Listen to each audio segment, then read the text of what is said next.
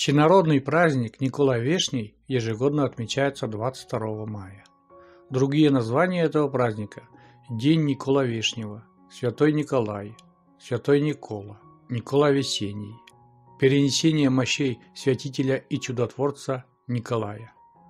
В нашей стране исторически святитель Николай является одним из популярных и почитаемых христианских святых. В православном календаре событие посвящено перенесению мощей святителя и чудотворца Николая из Ликийских в мир в город Бар. Теплым и вешним день прозвали в отражении к празднику Никола Зимний, холодный, выпадающий на 19 декабря. При жизни он был величайшим Божьим угодником, чудотворцем, обратившим через крещение в христианство десятки тысяч людей. Его имя почитаемо практически во всех христианских уголках мира. Святость крестителя Николая Чудотворца, Николая Угодника, признают даже иноверцы. В его честь названы сотни христианских храмов и приходов по всей планете. В нашей стране сложно сыскать город без церкви, посвященной этому великому святому.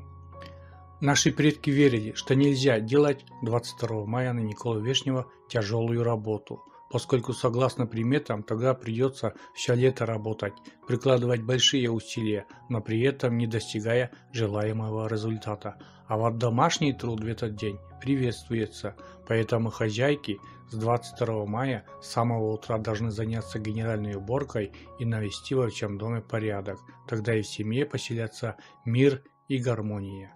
Поверья запрещают в этот день Николы Вешнего купаться в водоемах, иначе русалки закружат и утянут на дно. 22 мая молодежи нежелательно рано ложиться спать. Парням и девушкам в этот день нужно громко петь и веселиться, а также разводить костры и есть пироги. Тогда весь год пройдет сытно, весело и тепло. Нельзя в день Николы Вешнего отказывать просящим в милостине, иначе после и самому придется голодать и бедствовать. 22 мая нельзя отдавать долги. Тот же, кто ослушается запрета, будет испытывать финансовые трудности до начала следующего года.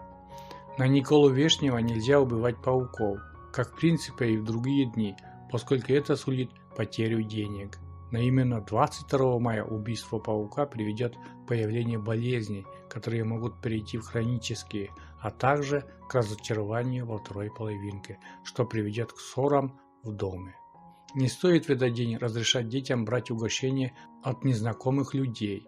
После того, как ребенок попробует его, начнет капризничать и успокоить его будет очень сложно. 22 мая нельзя поднимать упавшие ножи руками. По примете, можно поссориться со своей второй половинкой. Чтобы поднять упавший нож, надо взять полотенце, которое после вывесить на улицу, чтобы все плохое улетело вместе с ветром. Нельзя 22 мая занавешивать окна плотной тканью, иначе святой Николай не сможет одарить живущих в доме счастьем и удачей. По народным же традициям на Николу Вешнего начинали выпас коней и прочей травоядной животины на лугах. К этому времени трава была уже достаточно высокой и сочной, так что лошади резвились на пастбищах сутками. В стародавние времена по этому поводу устраивали веселые празднества, которые сейчас возрождаются в отдельных регионах России.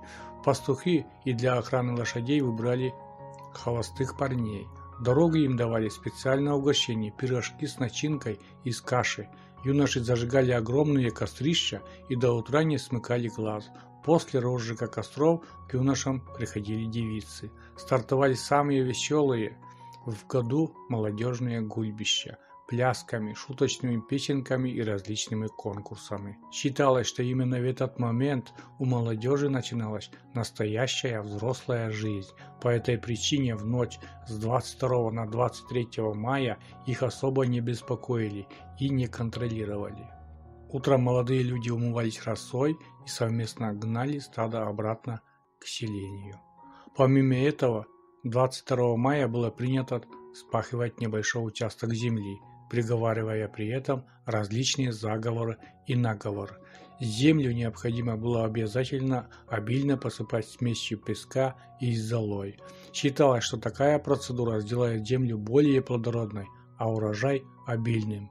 И это помогало ввиду того, что подобная смесь является неплохим удобрением. В народе этот день ожидали с большим нетерпением, его назвали Николавешним, весенним, теплым, травным. С этой даты ждали наступления настоящего тепла и роста трав. До Николы крепись, хоть разопнись, а с Николы живи, не тужи. Пришел бы Никола, а тепло будет.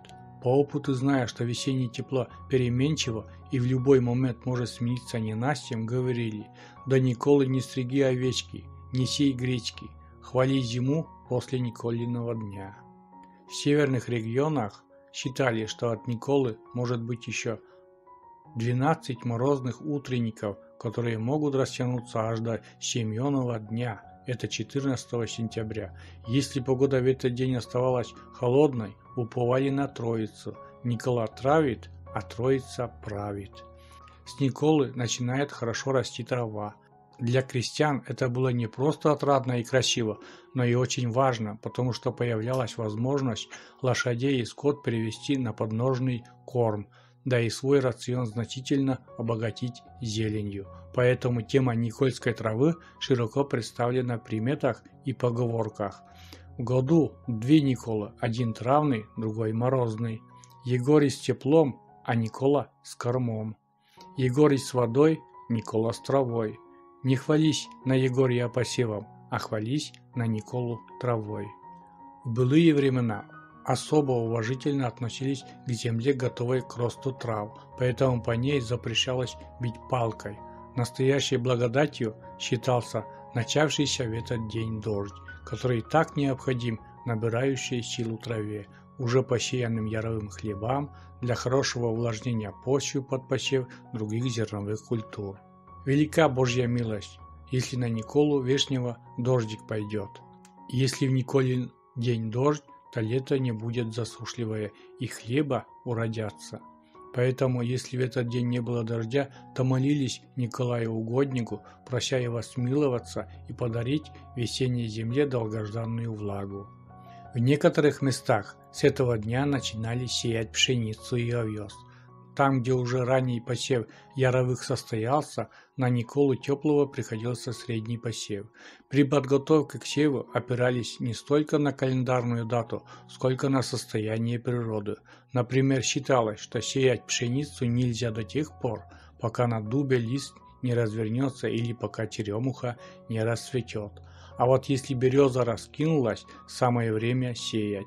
Также земледельцы начинали сеять пшеницу тогда, когда босая нога сможет вытерпеть холод в вспаханной борозде. 22 мая заканчивали сажать картофель, который в старину ценили не меньше хлеба. Крестьяне в этот день около дома выкладывали кресты из веточек или щепок, жгли у крыльца ветки ольхи, чтобы защитить жилище и его обитателей от змей. В религиозном сознании Николай Угодник непосредственно связан с водной стихией. Он является покровителем моряков, рыбаков и всех плывущих по океанам, морям, рекам и озерам. Связано это с эпизодами из жития святого, где рассказывается о спасении Николаем Чудотворцем утопающих или попавших в бурю людей. Существует много заговоров и молитв, в которых обращаются к святому с просьбой спасти и сохранить на водах.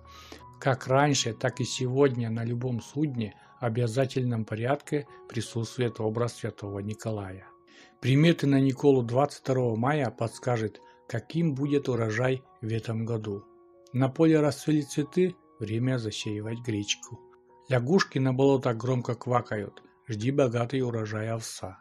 Воробьи да голуби прохода не дают, предстоящая зима будет долгой и морозной.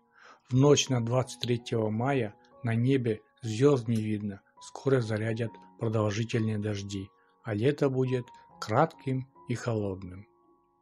Людям, родившимся 22 мая, покровительствует святой Николай. А на этом я заканчиваю свой рассказ и говорю вам до свидания.